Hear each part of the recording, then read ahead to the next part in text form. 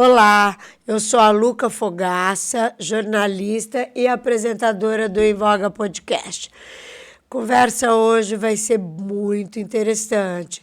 Estou aqui finalmente com a doutora Maria Fernanda Trufa. Trufa é o sobrenome do teu pai, né? Isso. Daí você tem o sobrenome do seu marido. Isso, Barberato. Barberato. Para quem não conhece a doutora Maria Fernanda, ela é médica geriatra. Então, o assunto, você sabe que o meu público são mulheres, meu maior público são mulheres 45 mais. Então, você vai pegar de cheio, né? Que bom. Porque geriatra hoje em dia... Gente, eu acho que geriatra, minha opinião, se eu fosse fazer medicina, se eu tivesse um filho, um neto fazendo medicina, eu ia falar, faz geriatria. Porque, na minha visão, é a profissão médica do futuro. Porque os velhos não estão morrendo. Não é? Verdade, né? A expectativa de vida aumentou. Aumentou né? muito. Mas vamos lá, vamos falar de você. Maria Fernanda, você sempre quis ser médica? Sim, sempre quis ser. É? Pelo menos assim, desde quando eu era criança, assim, na adolescência eu já comentava. Quando a gente é muito novinha, não, né? É. Mas na adolescência eu já comentava já que eu gostaria de ser médica. Porque tem que estudar muito, né? Sim, tem. E daí você se apaixonou pela geriatria, né? Quando? Assim, eu sempre gostei muito, né, de idoso. Sempre tive uma vontade muito grande de cuidar, né? E eu fui criada muito perto, próximo dos meus avós. Meus 4 Tá. avós, né? Tanto por parte de pai como por parte de mãe. E eu fui muito feliz no Né? ambiente, né, familiar entre os avós. A casa deles sempre foi assim meu lugar favorito, né, de frequentar, meu porto seguro. E eles, assim, eu não sei se eu acredito que eu tive muita sorte, porque eles foram pessoas abençoadas. E isso foi que foi me despertando, né, a vontade de cuidar. Eles sempre foram muito importantes para mim. Na sua Então, vida, né? eu falava, como é importante esse amor de vô e vó, né? Como que faz diferença na minha vida e pode fazer diferença na vida de muitas pessoas. Tá. E aí eu quis cuidar dessa Porque faixa daí você etária. acompanhou eles envelhecendo, Sim, ficando todos eles, os doente. 4. Acompanhei a finitude deles, né? Tá. A parte, tanto eles bons, saudáveis, porque todos eles faleceram com muita idade já, acima de 90 anos, os 4. Ai, que beleza. E eu acompanhei a finitude dos 4.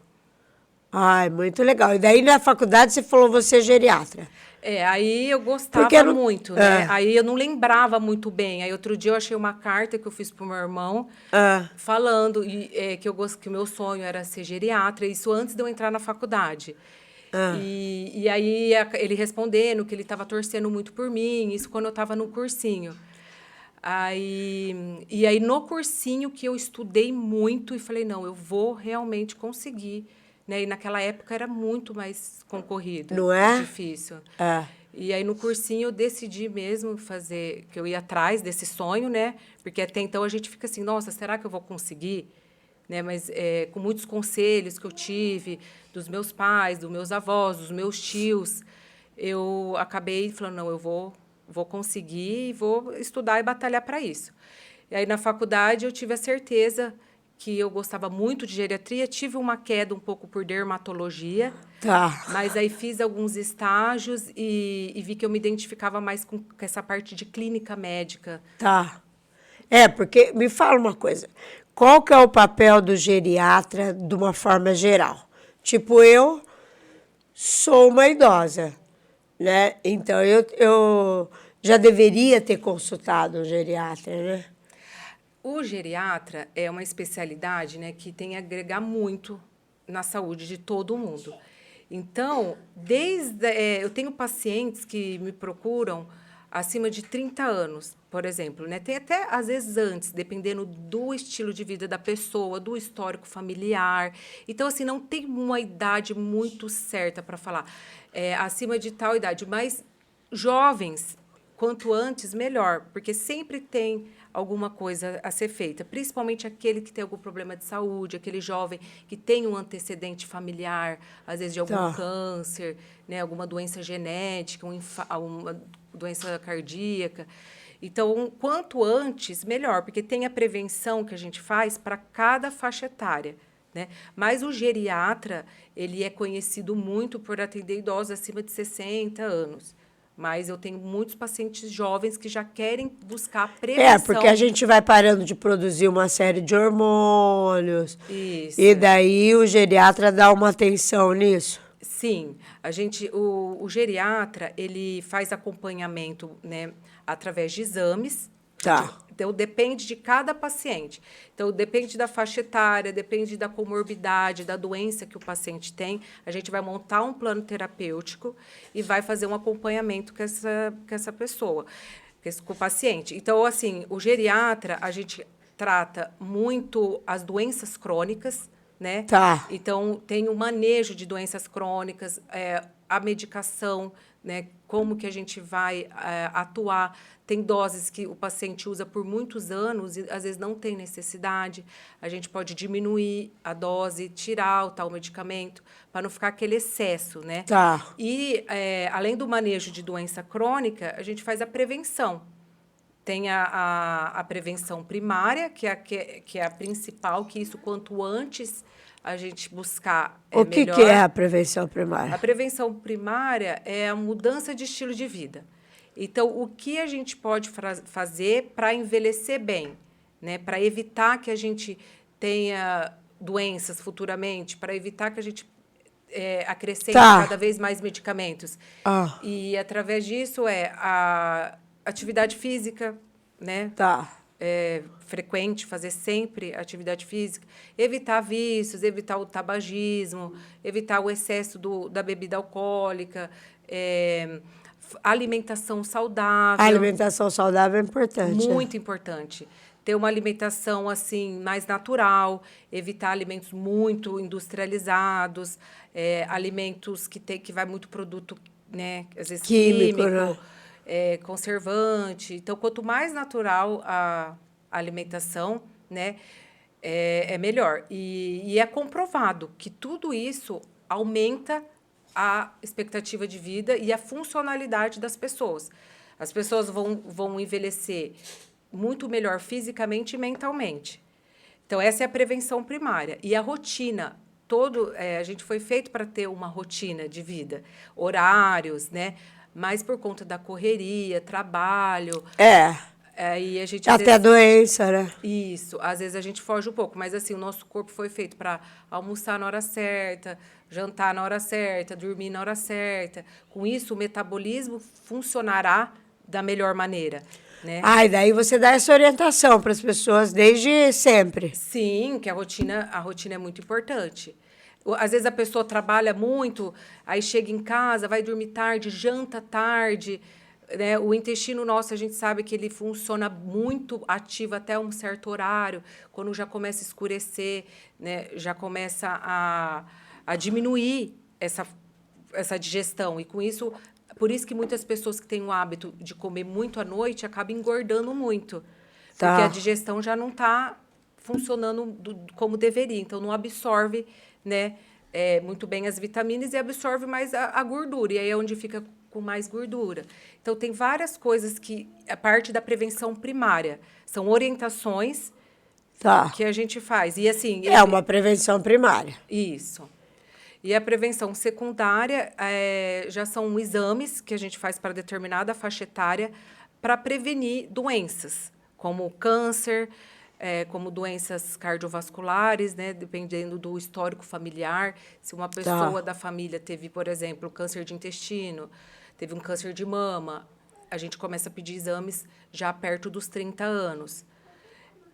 Agora... porque o câncer, eles falam que é genético, né? Sim, dependendo do câncer. Mas eu nunca tinha ninguém da minha família com câncer. Que engraçado. Mas o teu tipo não foi genético, né? Tem alguns cânceres que não são genéticos. Não, às vezes pulou algumas... ou assim, né? Algumas... Como é que fala? Quando a filha do meu pai, meu avô, mas quem sabe meu bisavô não teve? Sim. Ou tem alguns cânceres que às vezes não tem muito fator Existe genético, como mas estilo de prevenir, vida. mas é mais quando a pessoa tem o histórico, daí você cuida da alimentação, tipo, ai, não come açúcar, mais ou menos por aí. Sim, o excesso, por exemplo, o excesso de açúcar, o excesso de fritura vai levar à obesidade. A obesidade por si só é um fator de risco para câncer, porque Ah, é? Eu não sabia. é um ambiente que o câncer ele propício. Desenvolve, né? É. É, Tem pessoas que fazem tudo certo, tem uma vida saudável, alimentação, mas teve câncer, o mesmo jeito. E aí? Muitas vezes é o fator genético, tá. né? Mas tudo que a gente pode fazer, pode orientar a população, nossos pacientes, nossos familiares, para ajudar, é muito importante, porque às vezes é uma falta de uma orientação. Tem alguns cânceres que têm até a vacina, como o câncer do HPV, É, que existe vacina e todas as crianças devem ser vacinadas, né? Porque quantas famílias sofrem muito por conta disso, né? né, por causa desse problema tão difícil. E todos nós que já, né, tivemos relações sexuais, a gente já teve contato com o HPV. Só que não são todas as pessoas que vão Desenvolver. desenvolver. São algumas pessoas. Então, a vacina, ela previne isso. Então, é dos 9 aos 14 anos. Tem a vacina da hepatite B, que também previne o carcinoma de fígado, principalmente para aqueles pacientes que são etilistas, né? Já que o álcool é um Tá. fator de risco importante para o câncer também. Tá. E os exames cardiológicos, né? Que Tá, depende é. da idade, a gente já pede. Porque é muito mais fácil o idoso ter um infarto, apesar de que hoje em dia isso está mudando, né? Do que um jovem, né? Sim, mas o infarto no jovem ele costuma ser mais fulminante do que no idoso, por conta as artérias colaterais que a gente fala que acaba protegendo um pouco mais o idoso, mas é super arriscado, né? Então, por isso que a gente orienta um acompanhamento, fazer exames anualmente cardiológicos. Aí tem outros exames, né, que a gente pede também a colonoscopia. Se o paciente não tiver fator de risco, tem que fazer a cada 5 a 10 anos, mas é bom fazer acima dos 50 anos, se não tiver fator de risco, todos os pacientes devem fazer colonoscopia, que é o único exame que a gente vê dentro do intestino, como que está. Tem os exames para diabetes, Tá. né, É. para outras doenças também, tireoide, às vezes o paciente nem sonha que tem. Então, assim, é como eu disse, é o plano terapêutico de cada um. Esses exames a gente pede, por exemplo, uma vez por ano. Agora, aquele paciente que tem diabetes, uma diabetes difícil de controle, aí tem que fazer mais vezes, frequente. mais frequentes. Otimizar as medicações, ver se esses medicamentos estão resolvendo. Porque às vezes a pessoa toma muita medicação, né? O idoso tem isso, né? Muito. Porque geralmente o idoso ele vai em muitos especialistas, né? Então acaba que vai acrescentando. E tem medicamentos que são indiscutíveis, que precisa ser tomado. Mas tem alguns que a gente consegue diminuir a dose, otimizar, às vezes tirar. Né, Porque o remédio a mais nunca é bom, né? não, porque é o que a gente chama de polifarmácia. Mais de 5 medicamentos já é polifarmácia. E a polifarmácia, ela tem muita interação medicamentosa. Então, por exemplo... Ah, eu pego um remédio, misturo com o outro, lá dentro faz... Isso. Aí um potencializa o outro, ou o outro inibe o Nossa, efeito. que loucura. Então, muitos medicamentos, aí o paciente pode ter muito efeito colateral. Aí a gente começa, sem querer, o paciente começa a ter tontura, a pressão começa a cair do nada, a pessoa tem quedas, aí você começa a dar remédio para tontura, remédio para isso, aí começa a virar uma iatrogenia, por conta da polifarmácia.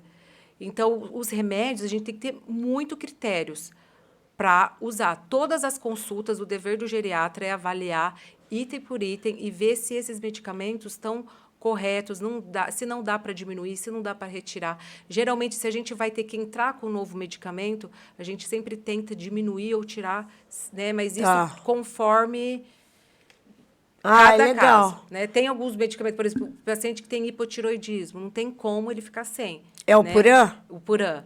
O mundo toma Puran.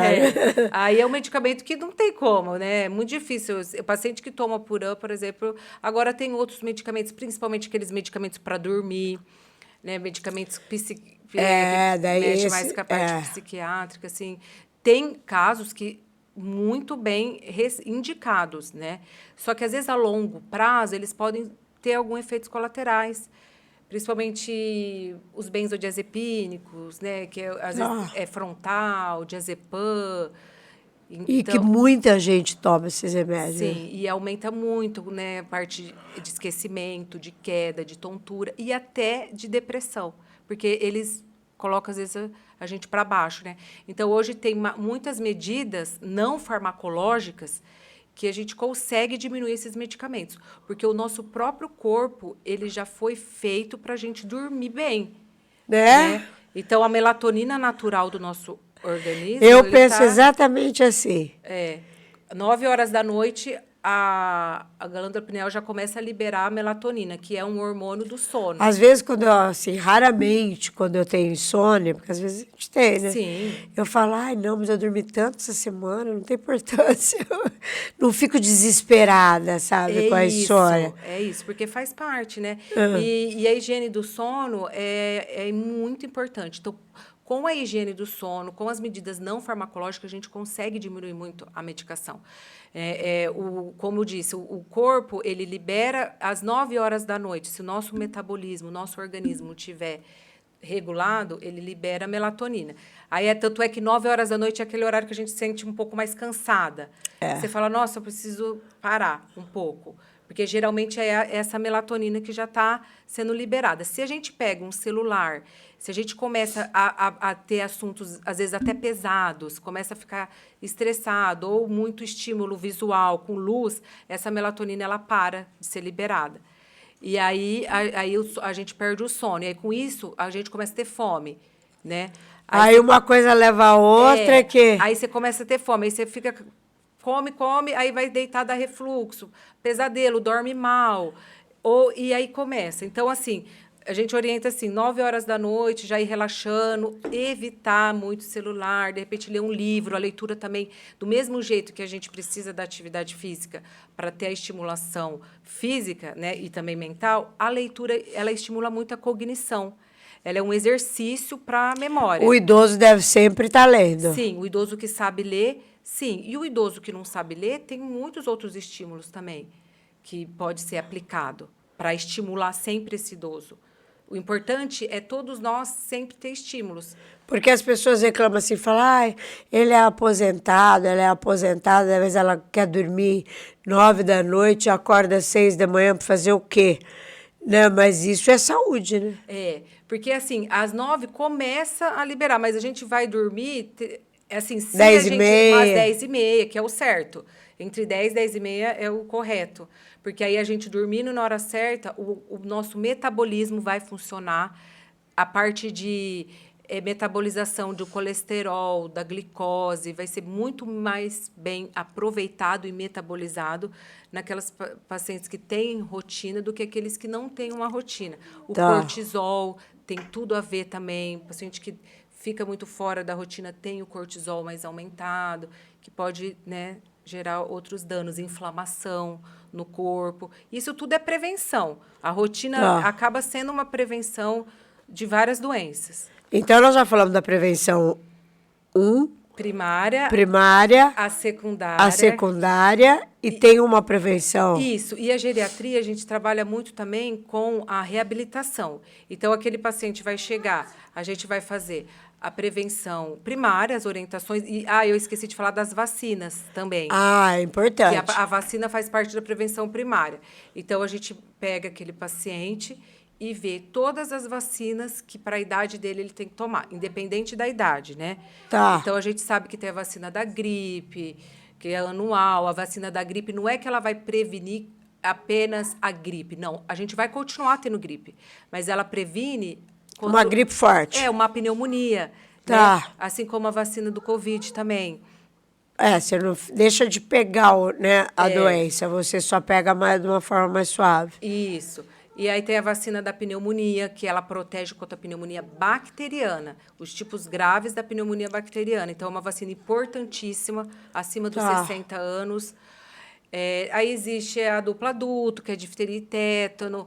A do herpes zoster. A da herpes zoster, que gente, eu não sabia que existia vacina. Existe. Porque quem puder, toma. Geralmente a gente dá Porque uma dose ninguém e merece reforço. passar essa dor. Sim, e a herpes zoster ninguém imagina, mas ela pode complicar. O paciente pode ser até internado, porque pode infeccionar, ir para a corrente sanguínea, então é uma doença... Eu entrevistei uma infectologista aqui, logo depois, que ela falou que ela tinha internado uma porção de gente no final do ano passado com herpes zoster, porque a pessoa acha que é uma coisa e não cuida, e ela toma uma proporção gigantesca. Sim, com certeza, infecciona, perigoso. Então, eu já tenho, então tudo que tem de vacina, eu sempre oriento. Toda consulta eu oriento e peço a carteirinha de vacinação para ver se está em dia. E aí, voltando, né, na prevenção terciária. Aí, então, a gente vai pegar esse paciente com as orientações, com os exames, aí o que a gente vai fazer para ele? Né? Então, o que a gente pode melhorar? A funcionalidade, o estilo de vida. Porque o importante também é o paciente ter um estilo de vida saudável. Não adianta só a gente focar na medicação, no exame, se o paciente não está feliz. Né? Se o paciente não está funcional, se o paciente está com uma mobilidade muito prejudicada. Porque a gente sabe que o idoso, tem muitos idosos que têm uma mobilidade muito prejudicada. Isso leva a depressão, afastamento, o paciente fica mais antissocial. Então, hoje tem medidas que pode ajudar esse idoso globalmente, como a fisioterapia, né? A reabilitação a partir de atividade física, a hidroginástica. Você acha que se o idoso seguir, se uma pessoa for no geriatra e seguir todas essas orientações, depois dos 50, vamos dizer assim, a probabilidade de ter um Alzheimer, não sei o quê, ela diminui? Sim, diminui. O Alzheimer, a tendência é diminuir, mas não são todos os casos. Porque, assim, o Alzheimer, o fator de risco principal é o envelhecimento. Então, a partir do momento que a gente está envelhecendo, a gente já tem chance de ter Alzheimer. Isso é aleatório. A minha mãe teve demência. Aí tem vários tipos de demência, né? Tem a demência Alzheimer, a vascular, que é por AVC. Mas, no geral, a gente cuidando do nosso estilo de vida... Isso vai atrasando. Ajuda, porque é a saúde, né? E a parte, assim, de ter relacionamento social é importante. Então, ter amigos, ou reunião com a família. Isso é muito importante, porque isso são medidas que vai liberar um bem-estar. Tem gente que se identifica muito fazer uma caridade, fazer um trabalho voluntário, né? Cada um tem que achar o seu caminho, né? Mas a gente sempre fala que fundamental é fazer atividade física. Não tem idade. Pode ser aquela pessoa de 90 anos, nunca é tarde, porque a atividade física, ela libera endorfina. E a endorfina é uma substância do prazer que ela ajuda na dor, ela ajuda no sono, ela ajuda no bem-estar. Então, o nosso corpo foi feito para liberar endorfina. Então, e a atividade física é a maneira que mais tem esse estímulo, né? É muito importante. Então, mesmo tendo todas as idades, a gente sempre orienta. Fazer regularmente. E me fala uma coisa, doutora. Você atende na sua clínica? Isso. Marca a hora, vou deixar o endereço, tudo da tua clínica. E você também é a médica da Geripe, não é? Isso, sou. Você é a geriatra da Geripe. Sim, com muito a Geripe é um espetáculo, né? Nossa, é um lugar assim que eu me realizo muito, agradeço muito por poder trabalhar lá, porque é fantástico mesmo. O serviço deles é um serviço diferenciado. E o idoso que vive lá, garanto que vai ter mais qualidade de vida. Com certeza, porque lá eles são muito estimulados. Né? Então, essa parte que a gente falou do estímulo físico, estímulo social, a alimentação, né? O convívio social, eles têm tudo. Então, é um lugar... Eles têm uma alimentação saudável, tem o convívio social, o lugar é super saudável. Agradável, muito natureza. Tem um monte de atividade física, tem sala de leitura, tudo que você falou. Tudo, e além dos cuidados, né? Então, assim, cuidado médico, cuidado das enfermeiras, as cuidadoras, que são uma equipe maravilhosa. Você vai lá semanalmente? Sim, toda semana. Eu vou lá. Então, você já tem seus pacientes lá? Sim, nossa. E, assim, lá é muito bom porque, como é uma casa de repouso, a gente acompanha né, eles. Então, a gente conhece muito cada um. Tá. E, assim, a gente consegue fazer um trabalho muito, né, importante, porque você vê a melhora. Assim, sou muito satisfeita. E mudou, né? Antigamente falava, é asilo. Vou É. deixar minha mãe no asilo, os filhos com aquele aperto. Hoje em dia nem é asilo. Não. Às vezes a casa de repouso é 10 vezes melhor que a casa da gente. Sim, é O muito sonho do diferente. povo é morar lá na Jeripe. É que as pessoas às vezes ficam com preconceito e com medo. Como que vai ser? E às vezes vai ser a melhor opção, né? Com Para certeza. aquele idoso. Com certeza, eu concordo com você.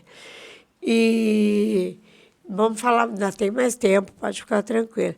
E vamos falar mais do idoso, da geriatria no idoso. Então, eu vou lá, né? E você me analisa o meu caso todo, né? Faz um monte de exame e você me orienta, é isso? Sim.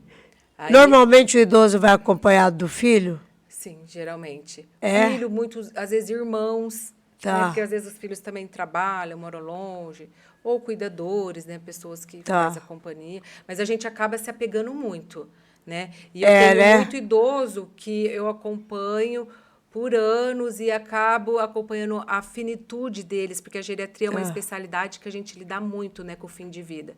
E faz parte. Assim, um assunto que, às vezes, a família é um assunto muito delicado, Né? como fazer. Nossa, meu Deus, e agora? Né? Por razão. A fase final de vida é difícil, mas a gente consegue ajudar muito. E faz parte, né? E tem Lógico. como a gente tornar isso Tendo mais uma leve. qualidade de vida.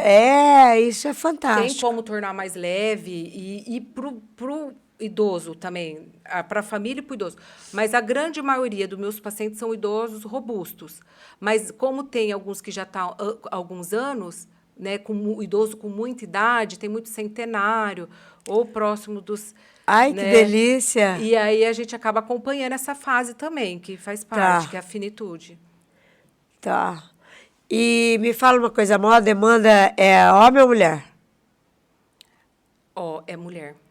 É A mulher. maior demanda é mulher. A mulher procura mais, né? E eu acho que a mulher Acho que desde a se cuida menopausa a mais. mulher tem essa... A mulher se cuida mais e acaba que a expectativa da mulher, por ela se cuidar mais, acaba sendo maior. Né? O A homem, mulher... Sim. isso não é nada, né? E vai. Eu tenho muito paciente idoso homem. Tá. E adulto também. Tenho muito paciente adulto. Mas eu percebo que a mulher se cuida mais. Então, por isso, a expectativa de vida acaba sendo maior. As mulheres vivem mais, né? Graças a Deus. Vai, que mais você quer falar? Que mais você gostaria de falar aqui para os nossos seguidores? Eu acho que o que a gente puder para fazer, né, ajudar, orientar, eu vou estar sempre à disposição. Eu acho muito importante a gente se cuidar, porque hoje em dia todo mundo cuida de alguém, né? E a gente, para cuidar das pessoas, mesmo que for para cuidar no nosso trabalho, na nossa família, a gente precisa se cuidar. É que nem a história do avião, né? Põe primeiro para você, depois para o outro. Sim, senão a gente fica mesmo, às vezes, sem cabeça, sem saúde. Então, é diferente quando a gente se cuida, como isso traz, né, um alívio, fica mais leve a gente trabalhar, a gente cuidar da nossa casa, da nossa família. Então, é muito importante. E fora que a gente quer que as pessoas vivam mais anos com saúde. Não adianta viver sem saúde. Não adianta, tem que ter qualidade de vida, Sim, senão tem que ter qualidade não vale de vida. a pena. Então, a gente está sempre buscando ajudar nisso, para as pessoas serem felizes, acima de tudo, e ter muita qualidade de vida, que é muito importante, a funcionalidade. Parabéns, eu também concordo com você. A minha mãe faleceu, perdi ela com 98 anos, mas ela não tinha mais qualidade de vida. Não levantava, não andava, era uma coisa muito... Você pensa, né? Sim. Será que vale a pena, né? Por isso que... Não reconhecia ninguém. Aí a gente repensa, né? Mas tem muita coisa, né, sempre a ser feito, mesmo no caso dela. Tá. Né? E, assim, a gente, eu indico muito também o paciente fazer terapia, psicologia é muito importante para ajudar eles, porque o idoso às vezes tem necessidade de conversar, né? Só do fato de conversar. Terapia ocupacional, mesmo para aquele idoso que tem Alzheimer, a terapia, ou aquele idoso que teve AVC, que ficou com alguma sequela, a terapia ocupacional, ela é muito importante na nossa área. E falta, impressionante. Falta, é uma né? especialidade muito bonita e falta, porque a terapia ocupacional ela vai orientar a família e o idoso a como lidar com esse novo idoso, depois de uma certa doença, depois de uma certa sequela, Tá. como Parkinson, Alzheimer, né? Uma sequela de AVC. Então, a equipe multidisciplinar é muito importante para a gente atuar e fazer o melhor possível para o paciente. Ai, com certeza. Eu preciso ir lá, doutora, fazer uma consulta. Ah, vai sim, vai ser um Nossa prazer. Senhora. Uma hora eu tenho isso, outra hora eu tenho que... A gente vai ficando velho, uma loucura. Mas eu vou lá. Mas ainda bem, né? Que Ó, tá já passamos o tudo nosso bem. tempo, olha lá que loucura. Ah, verdade, mas foi ótimo. Ah, então. Foi muito bom. Você já falou mais ou menos o que você queria para os meus seguidores, Sim, né? falei sim. Então, posso encerrar? Podemos sim. Muito obrigada, viu, Lucas? Ah, imagina, Fernando. Foi olha, um prazer, viu? Desculpe aí qualquer coisa, viu? Imagina, foi um prazer. Tá bom. Foi muito bom. Então tá, então vou encerrar aqui. Gente, vocês gostaram da entrevista? Eu adorei. Minhas amigas veinhas, meus amigos veinhos, vai lá. Faça esse vídeo para aquele teu amigo. Eu mando para 5.000 pessoas. Mando para você também, não Sim. manda? Passe esse vídeo para aquela pessoa que está precisando ouvir. E essa entrevista vai estar na íntegra em nosso canal no YouTube e no Spotify. Por favor, dá um like e se inscreva no nosso canal. E eu estou à disposição para tirar dúvidas também. Isso, Qualquer coisa ótimo. pode entrar em contato no telefone. Beijo!